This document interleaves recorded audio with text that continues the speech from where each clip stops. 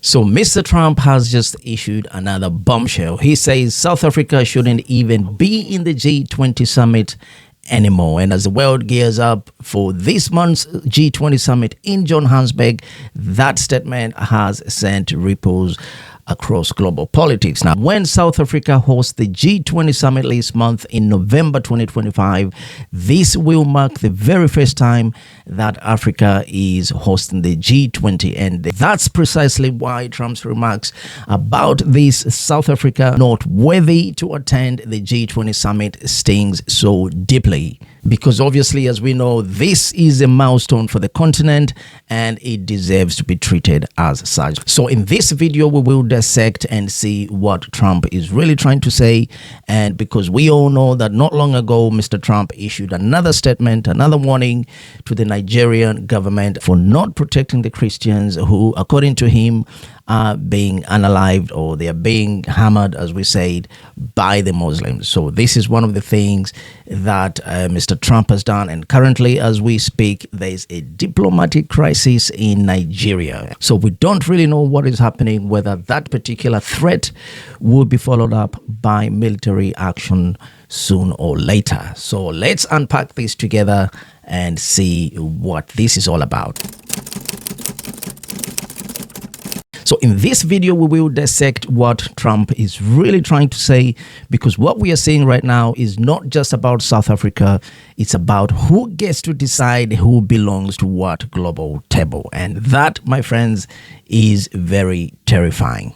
So here is what really happened. So at a conference in Miami, Mr. Donald Trump declared that South Africa shouldn't even be in the Gs anymore. So he said what's happened there is bad. I'm not going to represent our country there. It shouldn't be there. So to be clear, Mr. Trump wasn't even referring to any single incident or any single crisis that has happened in South Africa. He was simply talking about South Africa itself, to say that South Africa does not deserve to have the G20 seat. And folks, this to me appears to be something that is more than political theater.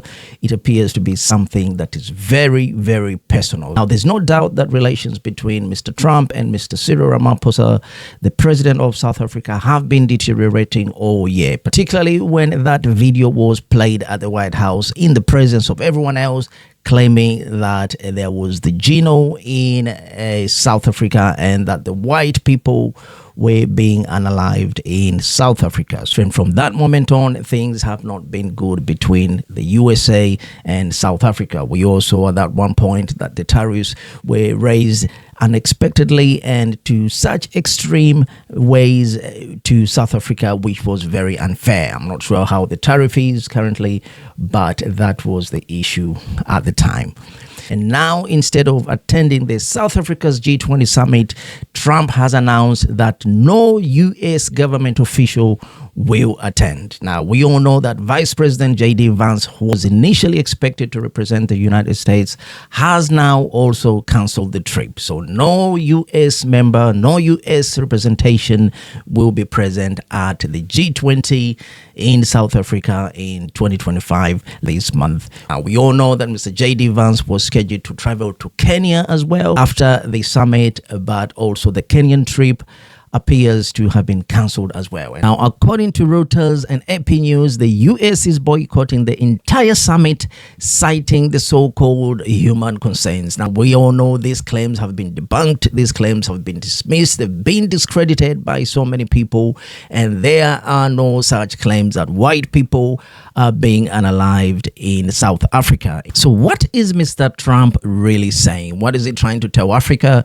or what is he trying to tell his own base? Or what image is Mr. Trump trying to portray to the world about Africa? So this is where a lot of people have had so many different ways, so many different angles in which to take this particular issue. And now there are other people until today that still think or still feel as though the white Afrikaners are being unalived in a Geno in South Africa, despite the fact that these allegations have been debunked. So this is reviving the false and dangerous narrative of the so-called white genocide. So this claim has widely been discredited. There's no basis whatsoever that there are mass graves in South Africa, and yet this issue continues to be perpetrated this matter continues to be talked about by Mr. Trump as though those facts are true. Now, we all know even during the campaign of Mr. Donald Trump, he was always called out on fact checking. You know, the fact checkers always told him, hey, mister, what you're saying is not true. But that to Mr. Trump does not matter.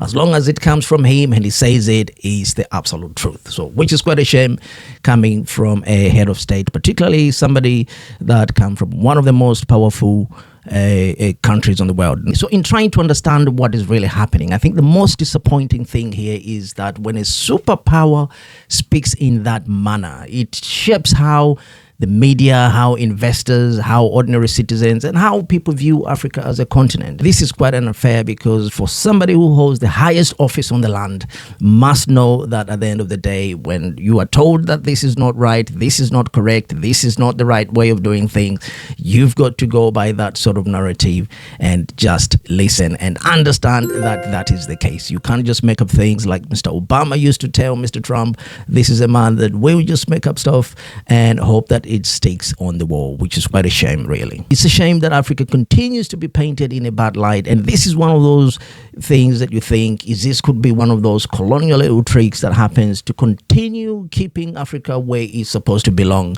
And because when Africa wants to take the lead, somehow it's questioned, but then when Africa follows, it kind of get a little applaud, and this is not how things should continue to be.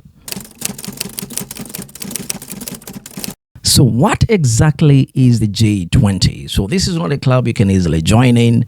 Neither is it a club that you can easily just get kicked out of. So this club was founded in 1999 to bring together nations holding over 85% of the global wealth. And the whole aim is to discuss trade, to discuss the economy, and also to make sure that there is stability within the regions. Now, South Africa is a permanent individual member of the G20, which is why it holds the presidency and is hosting the G20 Summit in Johannesburg in November 2025.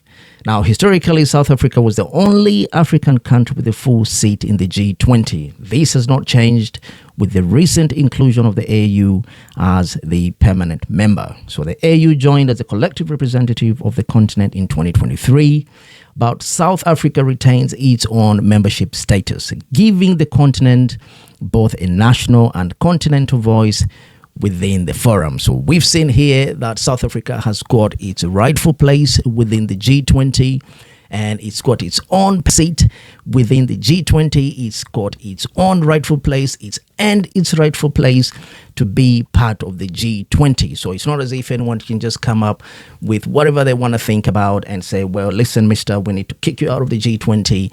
That is not how it works. Now, we're so proud that even Africa as a whole is also represented by the AU seat, which was obtained in 2023. But then it speaks volumes of the fact that South Africa by itself has got its own seat, its own permanent seat within the G20. And as a result of that, it's not easy for just anyone to say, we want you out of the G20 and we're going to kick you out. Things do not work in that manner. Not even Mr. Trump himself, no matter what he wants to say, South Africa will always remain a permanent member of the seat. And what's more laughable as well is the fact that Mr. Trump wants to kick the host of the party. Can you imagine that? You walk into a party and you're not happy with whoever is hosting the party and you just want to kick that person out. Things do not work that way. So this is what a shame coming from the President of the United States of America, and it's unforgivable. Even if Mr. Trump wants to flex his muscles, you know, Washington wants to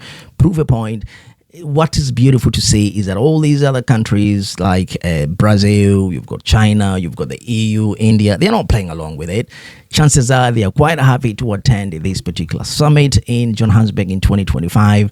And obviously, it's an opportunity to forge meaningful relationships with each other. And this is something that the renowned economist, Mr. Jeffrey Sachs, has been warning about, that wherever America leaves a vacuum, people are quick to fill that vacuum up. And recently, we've seen what BRICS have done.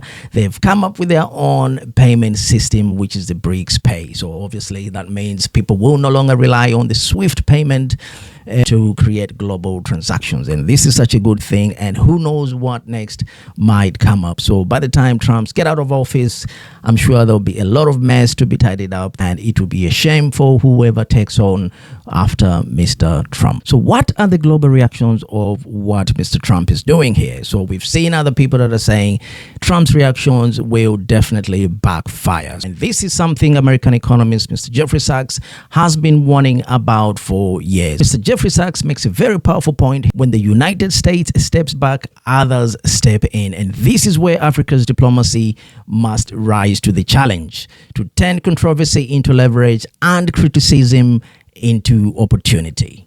I think if there's one thing that comes out very clearly here is how the global north treats African memberships. It often treats African memberships as one that is conditional, one that is optional, or one that can be revocable, which is quite a shame, really.